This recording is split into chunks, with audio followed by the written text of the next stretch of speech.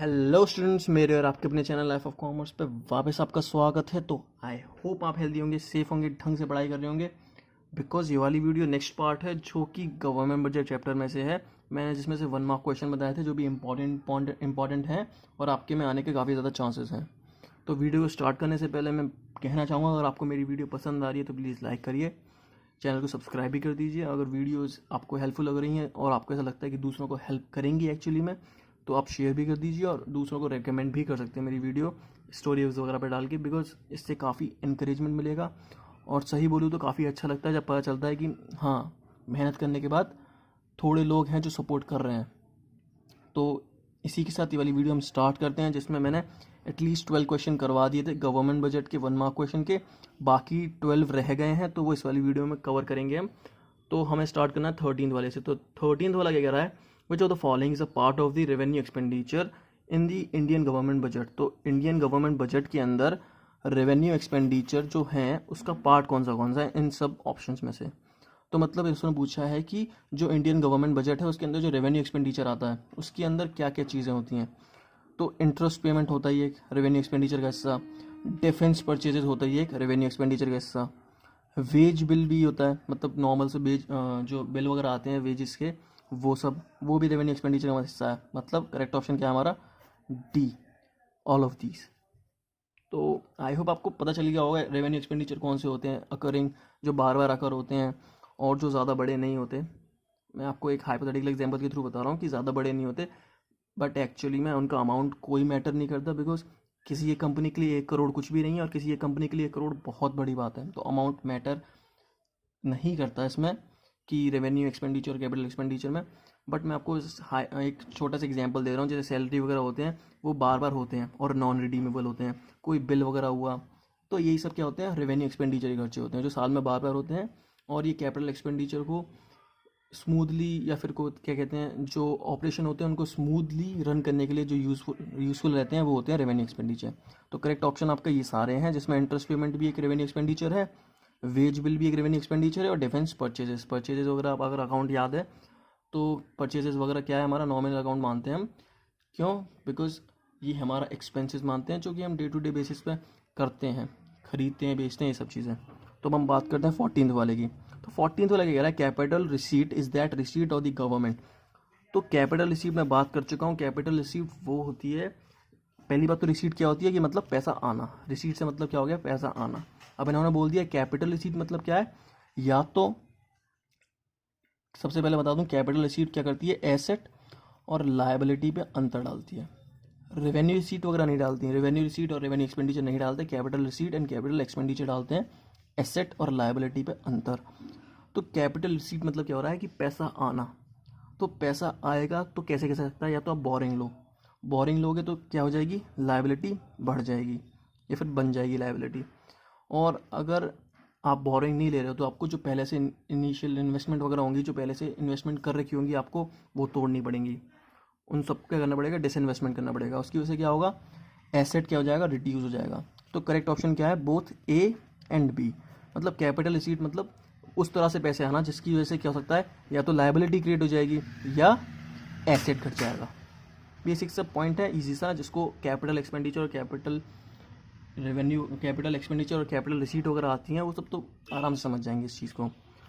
तो अब हम बात करें 15th वाला, विच of the following capital receipt of the government. तो उन्होंने पूछ लिया गवर्नमेंट की कैपिटल रिसीट क्या होती है। अभी जस्ट पूछा है कि कैपिटल रिसीट क्या क्या होती है, क्या क्या करती है वो। तो इन सब में से हमारी कैपिटल रिसीट क्या है, एक तो हम बोरिंग से पैसा ले सकते हैं, उधारी से पैसा ले लें, या अपनी इन्वेस्टमेंट कम कर सकते हैं, या हमने जो लोन दिया है उसकी रिकवरी कर सकते हैं। तो कैपिटल रिसीट तीनों हैं ये। तो करेक्ट ऑप्शन क्या होगा हमारा, ऑल ऑफ दीज। तो अब हम बात करें 16th वाले की। 16th वाला क्या कह रहा है, capital expenditure is that estimated expenditure of the government. तो कैपिटल एक्सपेंडिचर वो एक एस्टिमेटेड एक्सपेंडिचर है गवर्नमेंट का, जिसके थ्रू क्या होता है, ओके मैंने भी बताया कैपिटल एक्सपेंडिचर या कैपिटल रिसीट किस पे असर डालते हैं, एसेट और लायबिलिटी पे। तो कैपिटल एक्सपेंडिचर मतलब खर्चा होना, एक काफ़ी बड़े लेवल का खर्चा होना जो कि ये 1 ईयर से ज़्यादा टाइम के लिए यूज़फुल रहेगा। तो कैपिटल एक्सपेंडिचर क्या होता है, या तो कोई मशीनरी परचेज कर दी मतलब एसेट बढ़ा दिया, या फिर कोई लायबिलिटी डिक्रीज़ कर दी मतलब कोई लोन चल रहा था, कोई बोरिंग चल रही थी, उसको रीपे कर दिया। तो इससे पैसा तो बाहर जाएगा, एक्सपेंडिचर तो हो रहा है एक तरह से, और कैपिटल नेचर का मतलब एसेट और लायबिलिटी में अंतर भी डाल रहा है। करेक्ट ऑप्शन क्या होगा? Both A and B. Because अगर आप कैपिटल एक्सपेंडिचर करते हो, या तो आप एसेट खरीद रहे हो, कोई भी मशीनरी हुई, कोई भी प्लांट वगैरह हुआ, कोई भी बिल्डिंग वगैरह हुई, या फिर लायबिलिटी डिक्रीज कर रहे हो, या फिर कोई भी बोरिंग वगैरह थी उसका रीपे वगैरह कर दिया, ये सब चीज़ें।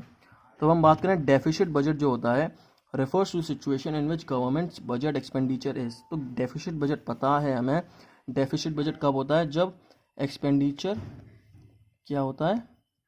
ज़्यादा होता है रेवेन्यू से। तो इसने कहा है कि deficit budget refers to situation, उस सिचुएशन को कहते हैं जिसमें गवर्नमेंट बजट के एक्सपेंडिचर क्या होता है? बजट से रिसीट से कम होता है, रिसीट से ज़्यादा होता है, इक्वल होता है, या नन ऑफ दीज। तो हमें पता है जब एक्सपेंडिचर रिसीट से ज़्यादा होता है तब बजट डेफिसिट होता है। इजी सा पॉइंट है, आसानी से समझ में आ गया होगा। अब हम बात करें फिस्कल डेफिसिट की। फिस्कल डेफिसिट क्या होता है हमारा? फिस्कल डेफिसिट आपको एग्जाम्पल मैंने पूरी वीडियो बनाई थी जिसके अंदर मैंने फिस्कल डेफिसिट को काफ़ी अच्छे से बताया था मैंने। तो फिस्कल डेफिसिट का इसमें सिर्फ क्या पूछा है? एक फॉर्मूला पूछा है। तो क्या है हमारा फिस्कल डेफिसिट का करेक्ट फॉर्मूला क्या है? टोटल एक्सपेंडिचर, मतलब रेवेन्यू और कैपिटल के दोनों के खर्चे, एक्सपेंडिचर, और टोटल रिसीट, रेवेन्यू और कैपिटल की बस एक चीज़ हटा देनी होती है, बोरिंग। करेक्ट ऑप्शन क्या है हमारा? Total expenditure minus total receipt other than borings. Easy सा ऑप्शन है। अगर आपने फिस्कल डेफिसिट पढ़ा हुआ है तो आपके लिए तो ये बच्चों का खेल है। तो हम बात करते हैं in which of the following can deficit in budget be financed. अब मतलब क्या कह दिया उन्होंने कि जो डेफिसिट की सिचुएशन है, मतलब एक्सपेंडिचर ज़्यादा हो रहा है, रेवेन्यू कम है, तो अब उनसे हम फाइनेंस कैसे कर सकते हैं, उस सिचुएशन को सही कैसे कर सकते हैं? जो डेफिसिट बजट वाली सिचुएशन होती है जहाँ पे एक्सपेंडिचर ज़्यादा होता है और रेवेन्यू कम होता है, उस वाली सिचुएशन को हम सही कैसे कर सकते हैं? बेसिक सी लॉजिक लगाइए तो क्या होगा? अगर आपके पास खर्चा ज़्यादा हो रहा है और रेवेन्यू कम आ रहा है तो आपको क्या करना पड़ेगा? उस खर्चे को बियर करने के लिए बाहर से लोन लेना पड़ेगा। तो बोरिंग फ्रॉम द पब्लिक ले लो या बोरिंग फ्रॉम आरबीआई ले लो। तो गवर्नमेंट कुछ भी कर सकती है, आरबीआई से लोन ले ले या बोरिंग ले ले पब्लिक से, नॉर्मल सी। तो करेक्ट ऑप्शन क्या है हमारा? Both A and B. यहाँ पे बोरिंग्स ले रहे हैं, दोनों से ले सकते हैं, आरबीआई से भी और पब्लिक से भी। ईजी सा पॉइंट है। अब हम बात करें 20th वाले पॉइंट की, तो एक काम कर रहे हैं, पहले आंसर छुपा दे रहे हैं, उसके बाद में लास्ट में देखेंगे हमारा। तो which of the following is or are implication of fiscal deficit. Fiscal deficit की इम्प्लीकेशन क्या क्या होती है? मतलब फिस्कल डेफिसिट मतलब नेशनल डेट क्रिएट हो जाता है फ्यूचर जनरेशन के लिए, जैसा कि अभी चल रहा है। इन्फ्लेशनरी स्पाइरल मतलब एक महंगाई के जाल में फंस जाती है country. Erosion of government creditability मतलब क्या हो गया? गवर्नमेंट की जो क्रेडिटेबिलिटी होती है पैसा लेने की, उठाने की मार्केट से, वो क्या हो जाती है? बिल्कुल गायब हो जाती है, गिर जाती है। तो करेक्ट ऑप्शन क्या है हमारा? All of these. तो ये सब है इम्प्लीकेशन किसके? फिस्कल डेफिसिट के। अब budget is a balanced one. अब हम 21 पे पहुंच गए हैं। अब budget is a balanced one when.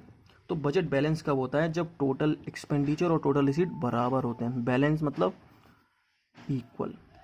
Easy C, basic सा, बहुत ईजी सा है। तो और 22 देखते हैं। Surplus budget is that budget where. Surplus से पता चल रहा है मतलब कुछ बढ़िया सा है। मतलब क्या हो गया हमारा? यहाँ पर रेवेन्यू ज़्यादा हो गया और एक्सपेंडिचर कम। मतलब जिस सिचुएशन में रेवेन्यू ज़्यादा होगा और एक्सपेंडिचर कम होगा वो क्या होगा? सरप्लस बजट वाली सिचुएशन होगी। तो करेक्ट ऑप्शन क्या है? एस्टिमेटेड रेवेन्यू क्या है? ज़्यादा है इस वाली सिचुएशन में एस्टिमेटेड एक्सपेंडिचर से। तो बेसिक सा पॉइंट है, ईजी है। अब 23rd देखते हैं। The difference between fiscal deficit and interest payment. तो फिस्कल डेफिसिट और इंटरेस्ट पेमेंट के बीच का डिफरेंस क्या होता है हमें पता है। बेसिक सा है primary deficit. Primary deficit example क्या? प्राइमरी डेफिसिट ही होता है fiscal deficit minus interest payment. Primary deficit का फॉर्मूला ही यही है, fiscal deficit minus interest payment. तो आई होप ये वाला पॉइंट समझ में आ गया हो। अब इन्होंने कह दी प्राइमरी डेफिसिट क्या है हमारा? 3500 है और इंटरेस्ट पेमेंट क्या है हमारा? 500 है। तो अब मैं करके दिखाऊँ इस वाली चीज़ को। तो क्या बोल दी उन्होंने? मैंने भी जैसे बताया, प्राइमरी डेफिसिट क्या है हमारा?